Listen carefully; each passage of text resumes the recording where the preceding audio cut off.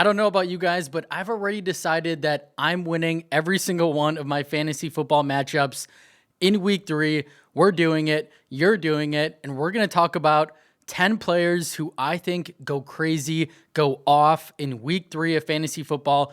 It's going to be fun. Sit back, relax. Let's start off with my bold call of the week, Cam Skattebo. This dude is a dog, and he needs to be in your starting lineup if you have him, if you need a flex play.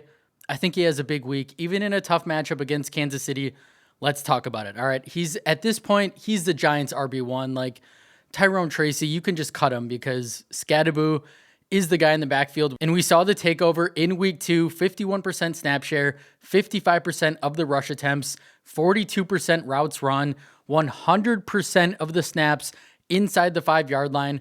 So what does Tyrone Tracy do then? I believe he did get the 2-minute offense last week, but like outside of that, he's getting phased out of this offense, and he's averaging 2.6 yards per carry on the year. Like if you look at those interviews with Brian Daboll of Skattebo screaming in the background of his press conference, Daboll loves Skattebo, loves him. And guess whose life, whose job as head coach of the Giants is on the line? His. He's going to play his best players, and Cam is the best running back that they have. What more could you ask for in this new role on the Giants? We love receptions. We love touchdowns in fantasy land, and Cam is going to get you those things for the rest of the year. He had a very nice performance in week 2, 11 carries, 45 yards, a touchdown, 2 receptions, 14 yards with that impressive 24-yard run. Then he finished it off.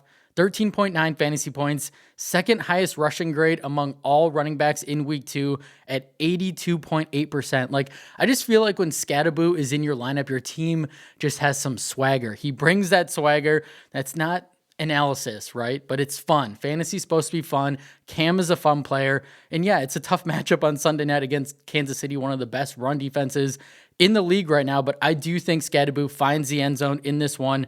If you need a high upside play, while the risk is pretty high here, I'm going to be honest, I don't care. I'm putting my chips in on Mr. Skattebo until further notice. Get him in your lineup. Obviously, you're not starting him over Saquon Barkley, but drop your decisions down below if you want. I'll help answer them for you. But yeah, get Cam in your lineup, and I think he's going to be a league winner this year. I really do. So congrats if you drafted him. On to our next guy, Chris Olave. A guy who really hasn't had a big fantasy day yet in terms of production. But if you look at the usage, if you look at the underlining metrics, he's going to blow up eventually. As he's seen 23 targets through the first 2 weeks, that's insane volume. 31% target share, 28% target per route run rate. He's second in red zone targets behind only Amon-Ra St. Brown. 53.3% of the Saints' air yards in week 2. Like, he's the wide receiver 6 in expected fantasy points. He's their passing attack. It's Olave. And Spencer Rattler, newsflash for everyone, he's not as bad as we thought. He's actually playing pretty good football, and this Saints offense is really fun under new head coach Kellen Moore, who I think is one of the more creative play callers in the NFL. This is a fast-paced, explosive offense that runs a ton of plays, that throws the football a ton. They have a bad defense, so they're always playing catch up.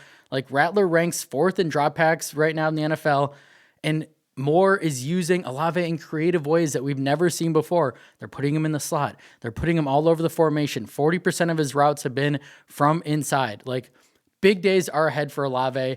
We know the talent is there, and now that he's being used like this and Rattler is better than we thought, like, I don't care that it's a tougher matchup against Seattle. I really don't. Have Olave locked into your starting lineup in week 3, and you'll be pretty happy that you did so. Moving on to our next guy, Jordan Mason. Whew. Mason is set to smash this week. I think he was going to be a smash this year, even if Aaron Jones stayed healthy, which we know Aaron Jones, older player, can be injury prone. I think he's cooked. I think Aaron Jones is cooked. If you drafted Mason, I think you have an RB1 on your hands the rest of the year because Jones has a hamstring injury. He's going on IR, going to miss the next 4 games at least. And in those next 4 games, Mason is going to go crazy. The Vikings are not going to give Aaron Jones his job back. So if you drafted Jordan in round 7, round 6, round 8, anywhere around there, congrats, because you are in for a fun year. And Jordan has looked good. I think Mason is a much better back than people realize, as he's currently the RB6 in missed tackles forced per attempt, 13th in explosive run rate, 20th in yards after contact per attempt. And Kevin O'Connell even came out and showed his support for Mason, how much confidence they have in him to be a bell cow back. You can see the quote on the screen right now. Like, O'Connell has loved Mason ever since that they traded for him with the San Francisco 49ers. Like, and now you have Carson Wentz under center, who hasn't played a snap in this starting role on Minnesota. What do you think they're going to do? They're going to lean heavily on the run game, lean on Mason. I think he's going to have a monster day against a very beatable Cincinnati run defense. Even though they've been better as of late, Cincinnati still has a horrible overall defense. So yeah, Mason's going to find the end zone in this one. I think he has a huge week. Next man up is Rome Odunze. While it is early, it's only been 2 games, but Odunze is looking like he is set for a monster year for the Bears. The year 2 breakout party is here. Get on board the hype train, because it is not stopping for anyone. Odunze is currently the wide receiver 4 in fantasy, averaging 23.8 points per game, coming off that monster week 2, 7 receptions, 128 yards, 2 touchdowns, 11 targets, 31.8 fantasy points. I think even after only 2 weeks, it's pretty safe to say that Rome is the wide receiver 1, the alpha dog on this offense. And thank the Lord for Ben Johnson, because this coach is phenomenal. Check out this route tree. Check out the difference in routes from week 2 of 2024 to week 2 of 2025. Look at that usage on the right. Look at all the routes. Look at the creativity, moving them all around the formation. In 2024, he was just on the right side, running these boring, simple routes. Like, the difference is insane. Ben Johnson is a kingmaker when it comes to running an offense. Like, it's been great for Rome so far, and I think he stays hot in week 3 against the Dallas Cowboys, who've allowed the most receiving yards per game and most PPR points per target to perimeter receivers, and they just got shredded by Malik Neighbors, Wan'Dale Robinson in week 2. I think this game has sneaky upside to be really high scoring, so yeah, congrats if you drafted Odunze. He's in for another big one. Next man up on the list, Ramondre Stevenson. I don't know what's going on. What is happening here? Because I was all on the TreVeyon Henderson hype train. I thought Henderson was going to be the guy. I didn't think Stevenson was that good. He wasn't that good last year. Was it because he was hurt? Maybe. Or is it because he knows he's going to get benched if he makes a mistake or if he doesn't play well? I don't know what's going on, but Stevenson is playing really well. He's coming off a strong performance in week 2. 11 carries, 54 yards, 4.9 yards per carry. He had 5 receptions, 88 yards. We know a lot of that was on that big reception that he had, but still 21.2 fantasy points, 65% of the snaps, 48% route participation, 23% target share. Like, they are using him a ton. Did not see that coming. And he's not just surviving on volume either. Like, he's running well. 4th in yards after contact per attempt, 18th in explosive run rate, 22nd in missed tackles forced per attempt. Like, those numbers don't blow you away, but it's better than anything that we saw from Stevenson last year. And the matchup is just incredible. He's going to shred this Pittsburgh run defense in week 3. That is a terrible unit this year. And they also can't stop man gap run concepts, something that Stevenson and the Patriots run a ton of, looking at this tweet here. So just another reason to be all in on Stevenson this week. We know the Steelers gave up a massive game on the ground to Breece Hall in week 1, 107 rush yards. Kenneth Walker in week 2, 105 rushing yards. Like, yeah, Stevenson is going to have no problem in this one, destroying Pittsburgh on the ground, who have given up 149.5 rushing yards per game. Easy smash start in week 3. Next man up is Mr. George Pickens. We love that he's a Dallas Cowboy. Got away from Arthur Smith and that boring Steelers offense. And in week 2, he came through for you. Thank God that Dallas and the Giants got in a shootout, because if they hadn't, Pickens might have flopped again, but he didn't. 5 receptions, 68 yards, found the end zone, 9 targets, 17.8 fantasy points. I think this Dallas offense should be able to move the ball through the air with ease against the Bears this week, especially with this same defense allowing 5 touchdowns to Detroit last week. Amon-Ra St. Brown went absolutely crazy. Jameson Williams also found the end zone. And on top of that, Chicago lost their best corner in Jalen Johnson. So they have no one that's going to be able to stop Pickens, stop Lamb. And like I mentioned earlier, I think this game is going to be high scoring. I think a lot of points are going to be had in this one, which means Pickens will have plenty of opportunities to rack up a bunch of fantasy points. And I think he stays hot. I'm projecting another big week, as the Bears have allowed the most touchdowns to receivers this season. So yeah, if you have George Pickens, He's locked into your lineup. Next man up, this dude that I'm going to mention in a second is going to win people weeks in week 3. He's going to win people your match. He's going to win you your matchup. Am I saying this right? All right. It's Kenneth Walker, you guys. I am facing off against him in several leagues. I'm kind of upset about it, but he looked far and away the better back last week compared to Zach Charbonnet, who did not look good, and now he's not playing this week because of a foot injury, which means good old Ken Bone Walker has this backfield to himself. He's going to go crazy. Week 2, he only had 13 carries, but he had 105 yards and a touchdown. He had a reception for 13 yards, 18.8 fantasy points with minimal-ish usage, right, compared to what he's going to see this week. He was the RB5 last week. I think he's going to be the RB1 overall this week. It would not shock me at all. Like, he put up all that production on 36% of the snaps, but was very dominant in limited usage. And now it's going to be the total opposite this week. He's going to have so many snaps. He's not going to know what to do with it. And I'll be honest, I've been touting Zach Charbonnet this offseason, but Walker is the better fit for this outside zone run scheme that Clint Kubiak runs, as he's averaged 6 yards per pop per play. Like, that's really impressive. And I think Kenneth Walker could very well break fantasy football this year if he can just stay on the field. We know Walker, one of the more explosive backs in all of football, and he's still that this year, as he ranks second in explosive run rate and should have no problem shredding the Saints defense, who just allowed James Conner and Christian McCaffrey to score 14.4 plus fantasy points over the first 2 weeks of the season, along with allowing 5.5 yards on outside runs. So yeah, I mean, Ken Walker, they're going to run that scheme down the Saints' throats this week. I'm expecting Walker to run wild, and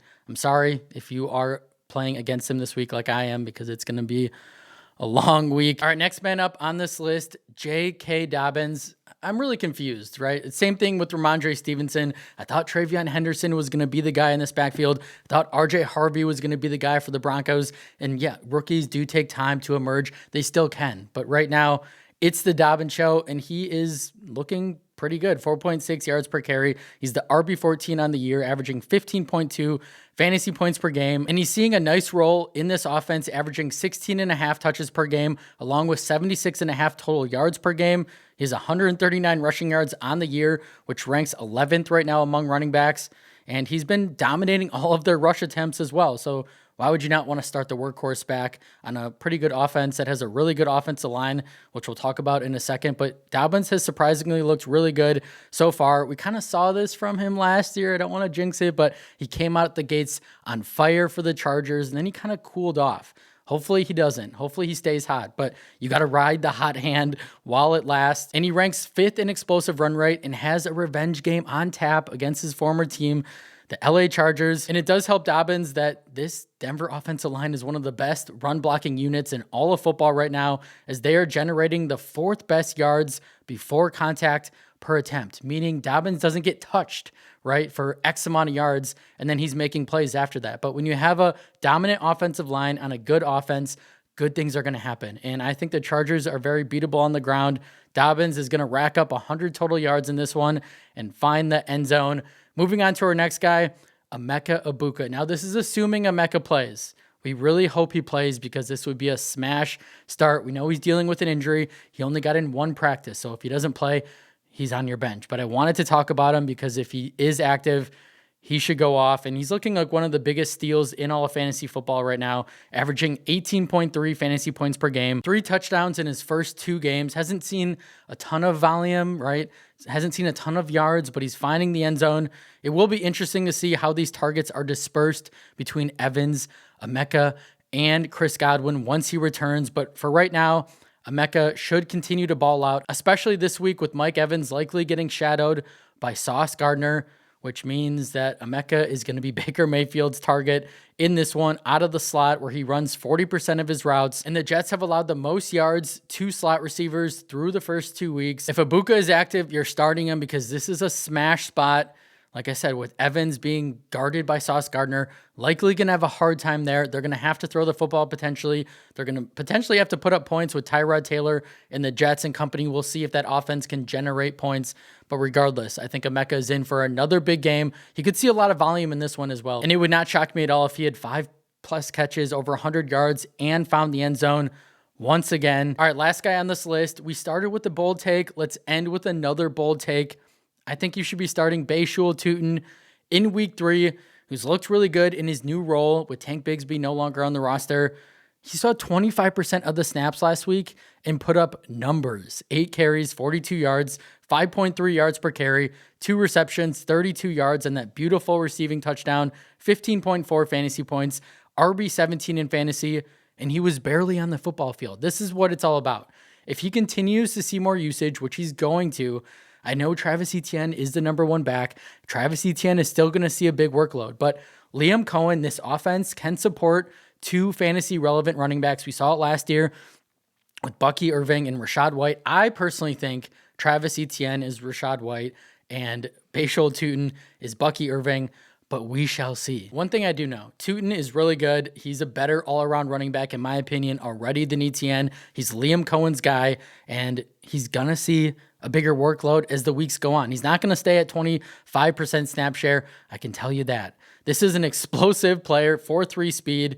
He's one of the most explosive backs already in the NFL, as he ranks 5th in yards after contact per attempt, 17th in missed tackles forced. Not amazing numbers, but they're only going to get better, I would assume, the more he's on the football field. I have no problem throwing Tootin into my flex this week if you need a high upside player against the Texans, who have allowed the 12th highest explosive run rate and 4th highest miss tackle rate. I like Tootin not only this week, but beyond. So if you can buy low on him now before this week, I absolutely would be doing that. And if you need a guy to throw into your flex that could have a big fantasy day, then Bayshul is your guy. That's all I have for you guys today. I think all 10 of these players have monster week 3s. Appreciate you guys watching, sticking with me, and I'll see you in the next one.